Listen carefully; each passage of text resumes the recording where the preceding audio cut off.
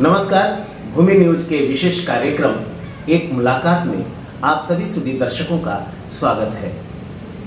इप्टा के द्वारा डाल्टनगंज में राष्ट्रीय युवा सांस्कृतिक कार्यशाला धनक के नाम से आयोजित किया गया है। इस धनक कार्यक्रम में कई लोग उपस्थित हुए हैं और संस्कृति से परिचित हो रहे हैं और संस्कृति एवं कला से परिचित कराने के लिए कई एक्सपर्ट भी हमारे बीच उपस्थित हैं। उन्हीं में से एक नाचा गम्मत के विशेषज्ञ निसार अली हमारे साथ आज इस कार्यक्रम में उपस्थित हैं। सबसे पहले हम आपका स्वागत करते हैं इस कार्यक्रम में। आप हमें यह बताएं कि नाचा गम्मत है क्या चीज़? नाचा गम्मत मूल रूप से एक ऐसी विधा है जो रात भर नृत्य करके, गा करके, नृत्य संगीत के जरिए, और उसका सबसे महत्वपूर्ण पक्ष एक है, वो है गम्मत। गम्मत का अर्थ होता है नकल। नकल का अर्थ होता है एक ऐसी प्रस्तुति जिसमें महिला पुरुष जो चरित्र हैं वो एक कथा, एक कहानी घंटे, 2 घंटे, 3 घंटे की प्रस्तुत करते हैं। तो कुल मिलाकर के इसमें नृत्य, संगीत, गायन, खास करके लोक नृत्य की बात करता हूँ, और गम्मत, ये पूरी रात चलता है। तो ये इसकी एक शाब्दिक पहचान है। अब इस विधा की जो शुरुआत होती है वो लगभग 9, साढ़े 9 बजे रात को, जब भोजन के बाद सारे लोग, या तो ये बाजार लगता है, या तो मेले होते हैं, या तो शादी होती है, या तो फिर ऐसा ही कोई खुशनुमा माहौल रहता है, वो चाहे जंगल का गांव हो, चाहे शहर के आसपास का गांव हो, या फिर हमारे मैदानी इलाका जिसका बहुत बड़ा भाग छत्तीसगढ़ में। तो यहाँ पर अक्सर मेले ठेले पर और कुछ खास कार्यक्रमों में, और गणेशोत्सव, दुर्गोत्सव में इसमें शामिल है। तो इस अवसर पर नाचा बहुतायत से खेला जाता है और 9, साढ़े 9 बजे सब कलाकार तैयार होते हैं। यानी यह कला छत्तीसगढ़ की है? जी, मूल रूप से छत्तीसगढ़ में, खास करके मैदानी इलाके का। हमारे जंगल इलाके जैसे बस्तर और सरगुजा का है, इनकी अपनी लोकनाट्य शैली है, अपने गीत हैं, और वो छत्तीसगढ़ी से कुछ अलग हट करके भाषिक संरचना उनकी प्रस्तुतियाँ। तो 9, साढ़े 9 बजे जो ये कार्यक्रम शुरू होता है, तो इसमें जिनको नृत्य देखना है, जिसको गीत सुनना है, जिसको खूब मज़ा लेना है, ये वर्ग जो है इनके लिए स्पेस है वहाँ पर। तो ये गाने बजाने और नाचने वाले मंच तक भी आ जाते हैं और खूब एंजॉय करते हैं। कलाकारों के साथ नाच लेंगे, उनको रुपए पैसे लुटा देंगे, उनके साथ एंजॉय करेंगे। और नाचा गम्मत के कलाकारों को पता है कि 3 घंटे तक के ये ऐसा ही चलता रहेगा। 3 घंटे के बाद अब दर्शक में जो अति उत्साही था, जो उस तरह से गीत संगीत प्रेमी था, वो भी शांत हो जाता है कि हाँ, मेरा पेट भर गया। अब अगला क्या आ रहा है, उसके लिए उसकी मानसिक तैयारी नाचा गम्मत वाले लोग कर देते हैं, हो जाता है। तो ये 12 बजे का जो वक्त होता है रात का, जहाँ पर या तो चांदनी रात है, या तो पेड़ हैं, या तो फिर उन दर्शकों के साथ आए उनके जो चौकीदार अर्थात उनके डॉग या कुत्ते, वो भी इस प्रस्तुति को देखते हैं। कई बार तो वो मंच पे आकर के धूम भी लाने लग जाते हैं। तो ये एक अद्भुत संरचना है कि ओपन एयर में जब आप करते हैं तो प्रकृति के साथ आप सीधे जुड़े हुए हैं और दर्शकों के साथ आप सीधे जुड़े हुए हैं। तो ये 12 बजे का वक्त जो रहता है, ये एक रोते रोते हंसना और हंसते हंसते रोने का सिलसिला जो है यहाँ से शुरू होता है। एक दुख भरी कहानी है, माता पिता बूढ़े हो गए हैं, उनमें फिर कुछ ऐसी स्थिति होती है कि एक जो सूरदास है बच्चा, उसको वो लोग किसी तरह से उस पर आरोप आता है, उसको घर से निकाल के बाहर कर देते हैं, क्योंकि माँ जो है वो सौतेली आ गई है एक, और वो कुछ कर रही है। तो इस तरह का फिर अगर छुआछूत है, पाखंड है, जात पात है, ऊंच नीच है, तो इन सारे सवालों से जूझता हुआ और ये गम्मत नाचा हंसते हंसते रोते और रोते रोते हंसने के दौर के बीच में, यानी कि जीवन के तमाम रसों को प्रतिबिंबित करता है। तमाम रसों, बिल्कुल आपने कहा। और जब तमाम रसों को प्रतिबिंबित करता है तो हमारे जीवन के तमाम रसों को प्रभावित करने वाले जो तत्व हैं, जो कारक हैं, वो तो राजनीति है। बिल्कुल बिल्कुल। तो क्या यह राजनीतिक मुद्दों को भी नाचा गम्मत के माध्यम से उठाए जाते हैं? नाचा गम्मत में राजनीति का सीधा सीधा जो कोई पार्टीगत नाम न लेकर के, लेकिन जो शोषण है, जो अत्याचार है, जो अति है, जो महंगाई है, जो भूख है, गरीबी है, बेरोजगारी है, ये मुद्दे उछल उछल करके बार बार आते हैं। चिकित्सा नहीं हो रही है, एक बैगा आकर के उसका कुछ भी झाड़ फूंक करके चिकित्सा कर रहा है, वो मर रहा है, उसको कैसे बचाया जाए? फिर अचानक कोई सुझाव देता है कि चलो इसको हॉस्पिटल ले जाएं, तो पता चलता है कि हॉस्पिटल ले जाने के लिए भी पैसे नहीं हैं। इसी तरह से वो एक बात ये आती है कि बैगाओं से छुटकारा पा करके, अंधविश्वास से छुटकारा करके आप एक डॉक्टर के पास हैं। तो इसी तरह से राजनीतिक प्रश्न जहाँ पर आता है, तो मामला होता ये है कि राजनीति नाचा गम्मत के कलाकारों का खूब शोषण करती रही है और नाचा गम्मत के कलाकारों का इस्तेमाल करती रही है। तो अपनी बात अपने लहजे में अपने लोगों के बीच खुल करके कही जाती है, और कई बार किसी राजा के रूप में वो सामने आ जाता है, किसी जमींदार के रूप में सामने आ जाता है। कथानक में है वो मौजूद, वो जो एक कंट्रास्ट है ऊंच नीच का और भेदभाव का, वो तो आना ही आना है। बिल्कुल। जब हम रस की बात करेंगे तो रस की बात करने के बाद राजनीति बिना कहे प्रवेश कर ही जाएगी। जी बिल्कुल। तो अब हम ये जानना चाहते हैं कि नाचा गम्मत जो है यह छत्तीसगढ़ की है। छत्तीसगढ़ की प्राकृतिक जो दृश्य है, प्राकृतिक संपदाएं जो है, और कहते हैं कि आपने जैसा कि अपने बातों में कहा कि यह जनता की कला है, जरूर, तो जरूर वो प्राकृतिक संसाधन का भी उपयोग होता होगा नाचा गम्मत में। अब प्राकृतिक संसाधन का अर्थ मुझे लगता है कि आयोजन में होने वाले खर्च या और कुछ जैसे पहाड़, नदी, जल, जंगल, जमीन, ये सारी चीजें। हाँ जरूर, ये सारे मुद्दे आते ही हैं, मुद्दों के रूप में भी और दृश्य रूपों में भी आते हैं। दृश्य रूपों में भी जरूर। अभी इस नाचा गम्मत किस रूप में प्रतिष्ठित है? जी। क्योंकि अन्य हिस्सों में नाचा गम्मत से कई लोग परिचित नहीं हैं। फिर से एक सवाल आपसे सुनना चाहूँगा। अभी नाचा गम्मत कला जगत में किस रूप से प्रतिष्ठित है? जी। क्योंकि जो छत्तीसगढ़ से बाहर के हैं, नाटक देखते हैं, तो नाटक के बहुत स्वरूप तो बहुत जगह पे नहीं चर्चित होती है, उसी प्रकार से ये भी चर्चे में नहीं है, लेकिन इसकी क्या प्रतिष्ठा हुई?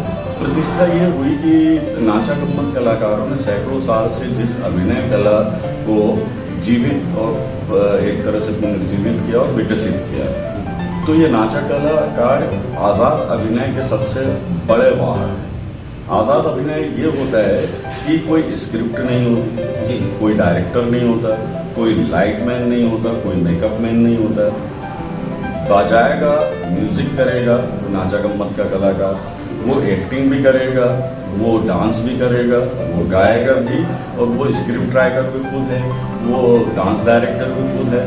तो यहाँ पर होता यह है कि जब सब कुछ खुद को करना है, तो नाचा कलाकार की पहली एंट्री से लेकर के उसकी आखिरी मौजूदगी तक जिंदगी के, वो एक उस तराशे हुए हीरे की तरह एकदम चमकदार हो जाता है हर कोण से, कि आप उससे वो सारी चीज़ें करवा सकते हैं, स्त्री बना लीजिए, पुरुष बना लीजिए। तो ये आज़ाद अभिनय की शैली ने जो स्थापना दी, अभी तनवीर विदेशों से, इंग्लैंड से अपने ड्रामा का जो कोर्स किया, उसके बाद में वो फिल्मों में भी काम किए। एक बार वो छत्तीसगढ़ में उनकी नज़र नाचा गम्मत के कलाकारों पे पड़ी, तो उन्होंने देखा कि यहाँ पर काफ़ी सारी संभावनाएं मौजूद हैं। मैं तो उसको दूसरे अर्थ में कहता हूँ कि अभी तनवीर को छत्तीसगढ़ के इन नाचा कलाकारों ने मोहिनी जड़ी खिला दी, खिला दी, और वो उनके प्रभाव में पूरी जिंदगी रहे। आज हमारे साथ भी कोई स्थिति है कि हमने रंगमंच किया, हमने नुक्कड़ नाटक किया, हमने काफ़ी काम किया, लेकिन जैसे ही नाचा गम्मत से जुड़े तो आज तक के उसकी गिरफ्त से बाहर नहीं निकल पा रहे। वो इसलिए क्योंकि मैं समझता हूँ मुझे संगीत अच्छा चाहिए, वहाँ मौजूद है।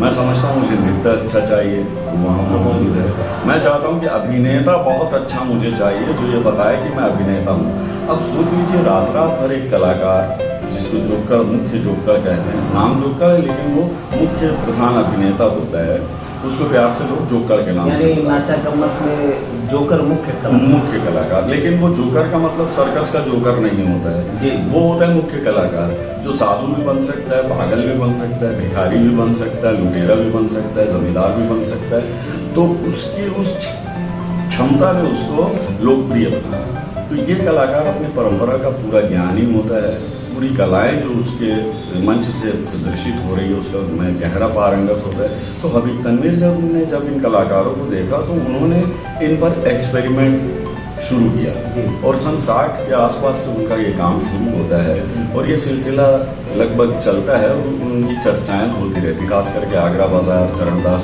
चरणदास चोर के बारे में तो बहुत ख़ास बात यह है कि एडिनबरा में जब वहाँ विश्व स्तरीय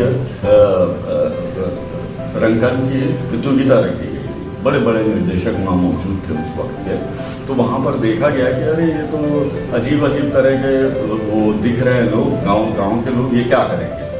तो वहाँ के लोगों ने देखा कि जैसे ये मंच पर आए तो मंच पर जैसे बिजली कड़कती है वैसे इन्होंने नृत्य शुरू किया है। इनके संवाद चुटीले, इनकी टाइमिंग, इनका जो सारी प्रस्तुति, उससे दुनिया भर के रंगकर्मियों ने भी ये समझा कि ये कुछ मामला दूसरा है। मैंने दर्शकों ने विदेश तक इसको पहुंचाया। बिल्कुल, पहली बार जब वो विदेश ले गए और वहाँ से एडिनबरा से प्रथम पुरस्कार उनको मिला और एक दिन की प्रस्तुति के लिए गए थे, वहाँ उनको 15 दिन लोगों ने आमंत्रित कर करके अलग शहरों में देखा।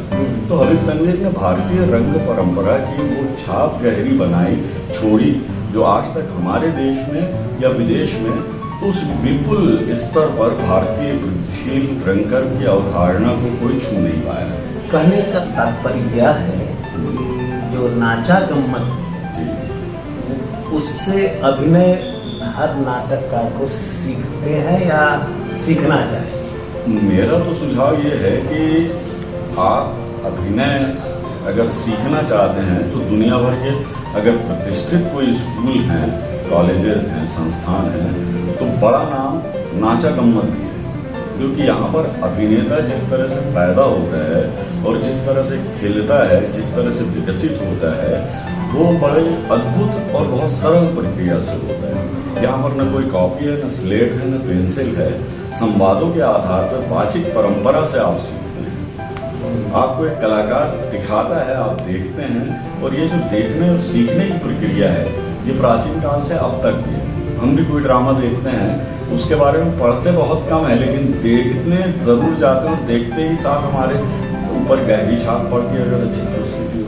तो ये जो स्कूल है आज़ाद अभिनय का, ये बहुत संभावनाशील है और इसकी छाप भी जैसे नेशनल स्कूल ऑफ ड्रामा है या भारत में हबीब तनवीर ने जैसे बंगाल में किया, इधर महाराष्ट्र में किया, साउथ में भी किया, मध्य प्रदेश में किया, तो यहाँ के अभिनेताओं पर इन कलाकारों का गहरा असर भी पड़ा और उस शैली के आसपास की चीज़ें भी लोगों ने की। और आज हम देखते हैं कि हबीब तनवीर के ज़्यादातर कलाकार जो अब इस दुनिया में नहीं रहे, जो हैं, उनको पद्मश्री से नवाज करके उनकी कला का सम्मान किया। अच्छा, ये हम लोग तो इस पे विस्तार से बात कर चुके हैं, अब हम थोड़ा 2-4 बातें और करेंगे जीवन से जुड़ी हुई बात। जीवन से जुड़ी हुई बात यह है कि हमें जो दुख यानी कि करुणा, ये सब जो पेश आते हैं हमारी जिंदगी में, तो इसको किस रूप में आप प्रदर्शित करते हैं? जैसे जोकर जाता है तो हंसाने के लिए जाता है, बिल्कुल। अब दुख को किस रूप में प्रदर्शित करते हैं जरा? देखिए, अगर आप सिर्फ हंसाने का काम करेंगे कि मुझे कुछ भी हरकत करना है ना, अजीब तरह का मुंह, अजीब तरह का चेहरा, अजीब तरह की स्थिति बना करके लूला लंगड़ा बन जाऊं या पागल बन जाऊं, तो वो हंसाने के लिए कुछ भी एक सरल उपाय है। लेकिन व्यंग्य के अंदर करुणा या दुख की गहरी अंतर्धारा रहती है। वाह, बहुत अच्छा। तो ये अंतरधारा जो है नाचा में मौजूद है, और इसी अंतरधारा की पहचान करते हुए हमने पिछले 35 सालों से हरिशंकर परसाई की एक रचना है, वो है टॉर्च बेचने वाले।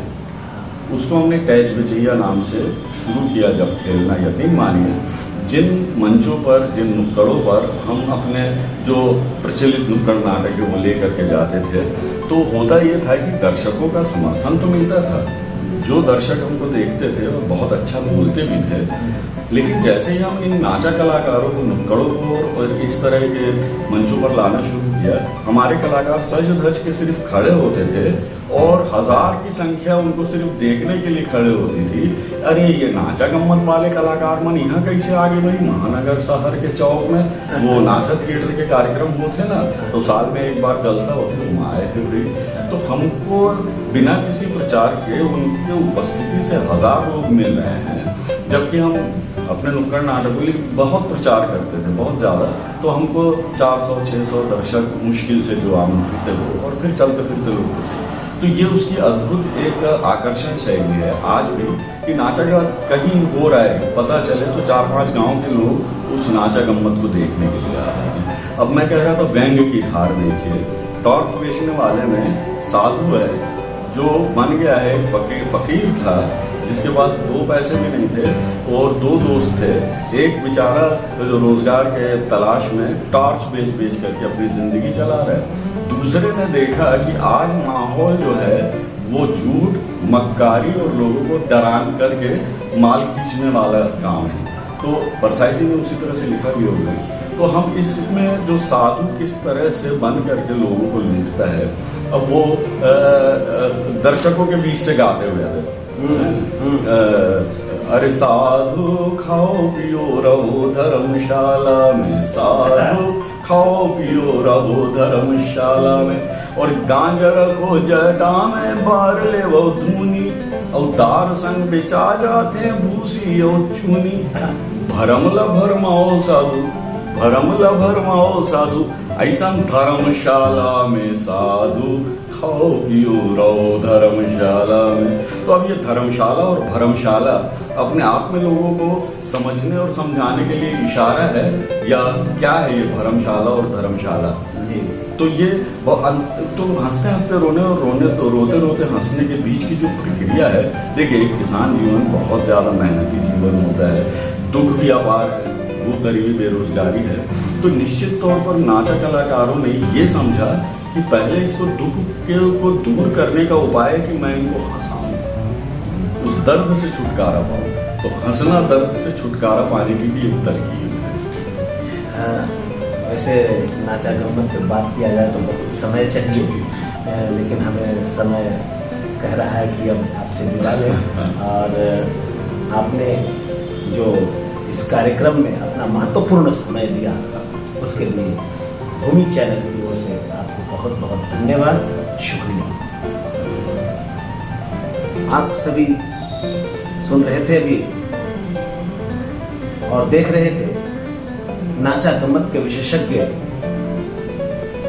जीवन के रसों की चर्चा करते हुए कह रहे थे कि रोते रोते हंसने और हंसते हंसते रोने की कला है नाचा गम्मत। आज के लिए बस इतना ही, फिर मुलाकात होगी किसी एक नए शख्सियत के साथ। धन्यवाद।